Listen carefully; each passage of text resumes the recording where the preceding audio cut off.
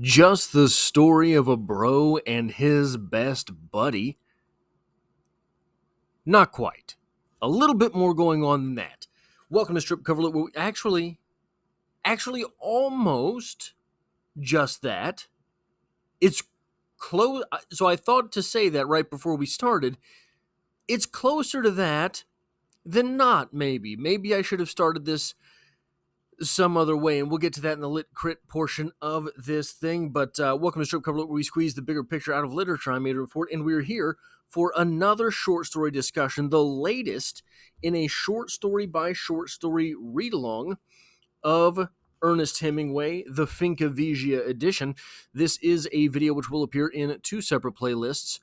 The Ernest Hemingway short story read along, obviously, but also the short story discussion playlist here on the channel. We will have a So What Happened portion, a lit crit portion, and then some writer's notes that we can take from this short story. So, what happened in Cross Country Snow by Ernest Hemingway? Nick and George are skiing in Switzerland, and they stop at an inn to get some strudel and wine. That's it. That's it. No, really. That's it. That's all well, the waitress or barista, or I don't know how it is that you refer to someone who works at an inn. I've never been to an inn. I've always been on the outs. Is a young woman, and she is pregnant, but Nick did not notice at first. In conversation, we learned that Helen is pregnant with Nick's baby. Helen, ostensibly, at least as far as this short story is concerned, is Nick's wife, because he makes a statement about everyone being married before they get pregnant. In conversation, we learn that Nick's Helen is pregnant. Then they say they have to go skiing again.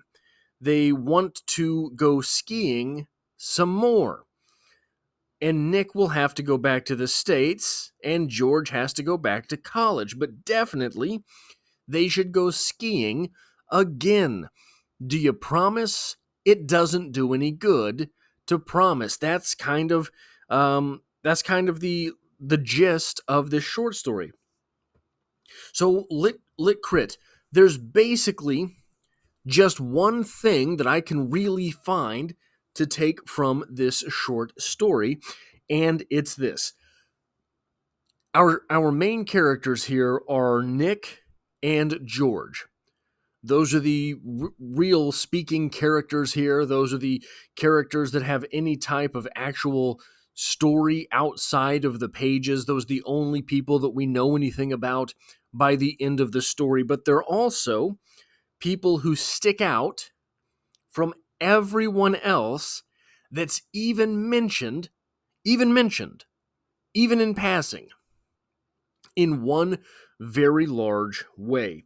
So let's talk about the other people who are mentioned. The first people that we have mentioned are mentioned not because we see them, not because we hear them, but because we are coming across their dog's urine. That's right, we have the haulers, the people who are hauling logs, the teams of men who have that unenviable position of hauling logs through the mountains. The number two person that we meet is the waitress lady, the barista lady, however it is, the bartender, I don't know, she's bringing wine. However it is that you refer to someone who works at an inn, we meet her working at the inn. The next people that we meet are the woodcutters. That's their job. That's what they do. They cut wood. Doesn't seem very fun. Seems extremely difficult, extremely trying. All of these people that we have met to this point in the short story, besides George and Nick, all of these people are at work. Except for George and Nick. They're not at work. They're at play. Then we are introduced to Helen, Nick's wife, who is not at work, but she is with child.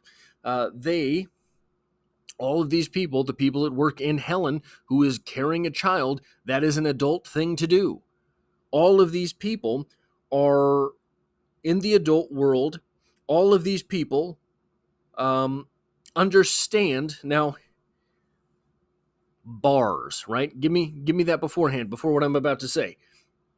All of these people understand that the adult world is about labor. You like that? The labor that goes into hauling logs, the labor that goes into running it in, the labor that goes into cutting wood, and the labor that goes into delivering a baby. All of these people are laboring, except for Nick and George. Nick and George are at play. And it's really interesting because there's this little mention in there about the waitress, the innkeeper, coming back with their wine, and Nick realizes that she's pregnant. He didn't realize before that she was pregnant. It is almost as if this world of play has infected his very perception. And it's not until he sits down and starts reeling back into the real world a little bit that he is smacked in the face by the fact that this person is not just at work, but also carrying a baby like his wife. She is doubling the labor. Nick and George are in the world of fantasy, but they are on their way back to the real world. They are on their way back to becoming men. One thing that you will notice throughout Hemingway is that men work. Anyone who's a real man has some type of labor that they do. Real men don't have time for play. And every time that you get time for play, the play in The Sun Also Rises, there are probably 100,000 papers written about gay overtones in The Sun Also Rises. I'm not sure it's actually there. I don't know that that is what there is to take from those pages. Absolutely, if you want to write the paper, write the paper. But the strange thing is, play with men, play amongst men is almost infantilizing. It takes them in, not in the real world. This isn't my judgment. I'm just saying in the pages of Hemingway, that seems to be what happens. I think that there is some validity to that. I think that even psychologically, there's some validity to that. That play keeps you young, that not assuming you know everything keeps you young. But it's almost strange the way that these things pop up in Hemingway. Like here at the end, we have Nick and George saying, "Oh, you got to promise. We've got to do this again. We've got to do this again. Promise me we'll see each other again." But they are worried that they will never see each other again. And I guarantee, so this is not an unrealistic fear.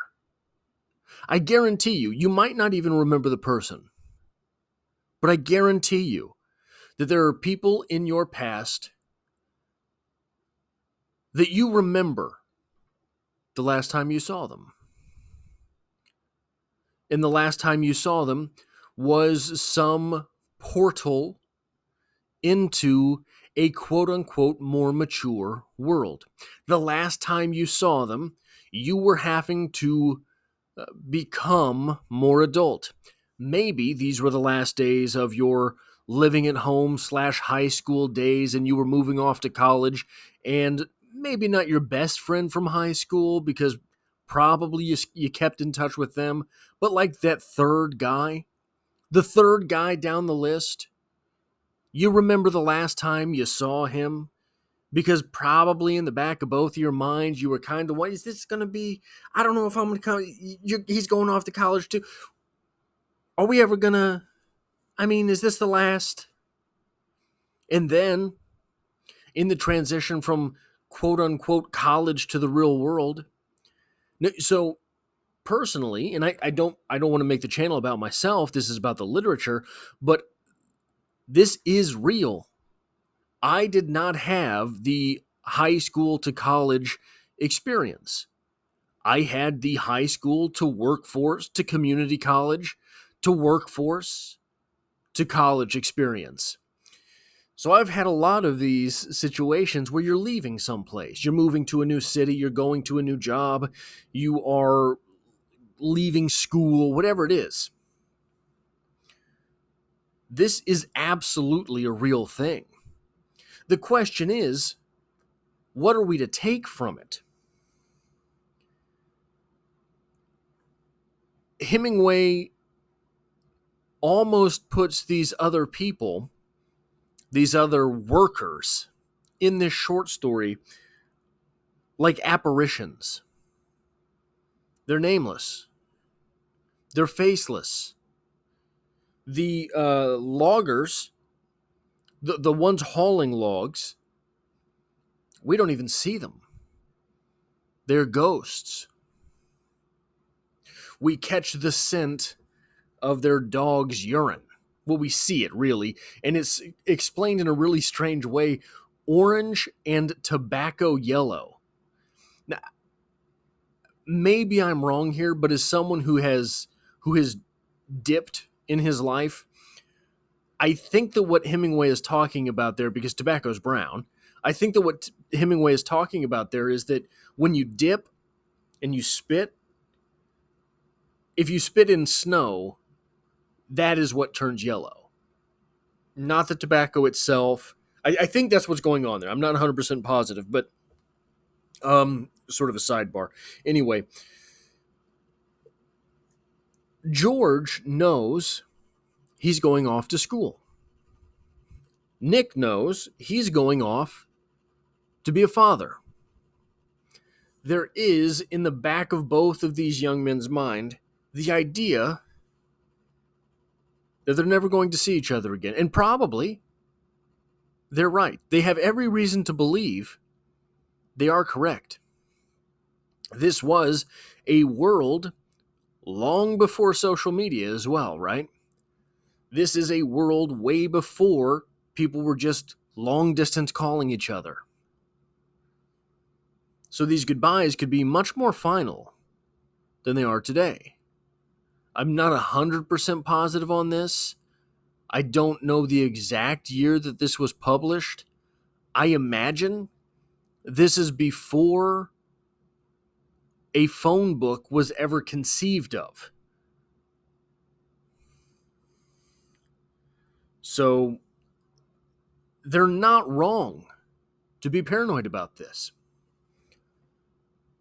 But the way that Hemingway constructs this world, it's an outworld. It's a nether region. These guys are in Switzerland where they don't know anybody. They're in Switzerland at play while people are working all around them. They don't know any of them. Nick doesn't know what's waiting for him back home being a father. George knows probably a bit about what's waiting for him at school, but he doesn't seem too terribly comfortable with it. This short story, it's easy to sort of try to say that a Hemingway short story is a moment in time, right? It's a, what do they call it? Slice of life. I think that's a little bit of a misnomer with this short story, because though nothing monumental happens to either of these characters, neither of these characters are probably ever going to be, quote unquote, here again. In Switzerland, skiing cross-country snow, in the inn, with George or with Nick, So it's not a slice of life, because slice of life is the thing about slice of life pieces is that they are either 100% in the regular world of the character, or they're like 95% in the regular world of the character, and then that last 5% of the story is where that character gets to change, and it's a used to be slice of life story. So I thought that this is an interesting short story, even if it's not exciting. This is a short story that would perhaps lend itself to a hauntological type of interpretation, because hauntology, the future has been canceled. Neither of these characters seems particularly sold on the future that is awaiting him. Now, moving on to the writer's corner portion of this, the first small quote: "The girl came in, and Nick noticed that her apron covered swellingly." Let me try that again. "The girl came in, and Nick noticed that her apron covered swellingly her pregnancy." What? Swellingly? The apron covered swellingly her pregnancy? Him. Come on, baby. We got to get better than that. The second thing that I want to say is this. And this is more of an observation than saying, oh, well, this is good or this is bad. But it's something that's strange enough that if you're going to do it, or if there is something, a hallmark of your writing that is like this, you have to pull it off. Look at this short story. There's a little bit of dialogue at the beginning, but it's basically a big chunk of action. You have, time after time, big paragraphs, little one hitter of dialogue. Big paragraph, one hitter of dialogue. Big paragraph, one hitter of dialogue. Nothing strange necessarily about that. But then, 3/4 of the way through this short story, it's just 1, 2, 3 word lines as these characters are talking to each other. And certainly there's verisimilitude there, right? These characters are doing something and then stop to have a conversation. We don't really care who takes a bite of their strudel and when. We don't care who finished their wine first, though we get that.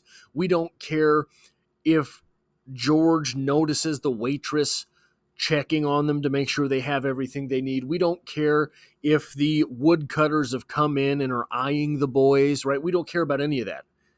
So there's no real need to have it in the short story.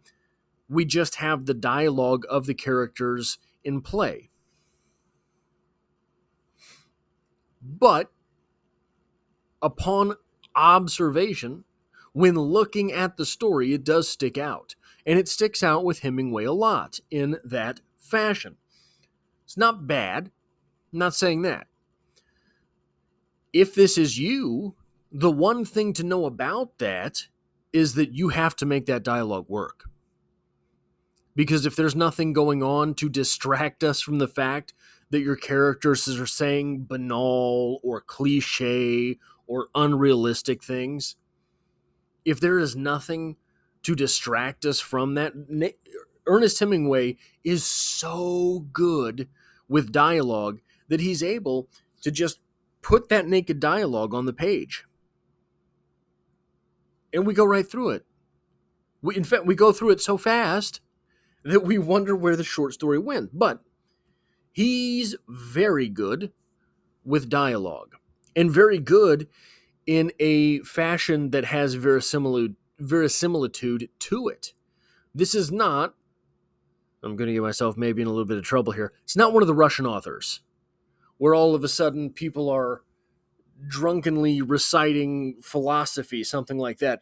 This is two kids a little bit getting drunk and then having a real conversation. But that real conversation points to other things in their lives. And that's where the real meat, crux, actual actual important stuff, I guess I could just say, in the story is. Before that small bit of dialogue, it's basically on, if it's a 4-page short story, it's basically a page of dialogue. I think it's a 5-page short story. It's basically, the short story is basically 20% dialogue. And all that 20% happens in one spot. But before we get to that spot, I don't know that we really have any reason to believe this story is about one thing or another over anything else. Without that 20% of dialogue that's splashed onto the page there's not a whole lot to take from this short story at all. So, if that's you, if there's something like this about your writing, it's important to realize it. It's important to look at something like this and realize, hey, I got to cool it. Or, hey, I maybe need to put something in here. But also, it's moments like that, if you're not pulling it off, you'll just lose a reader completely.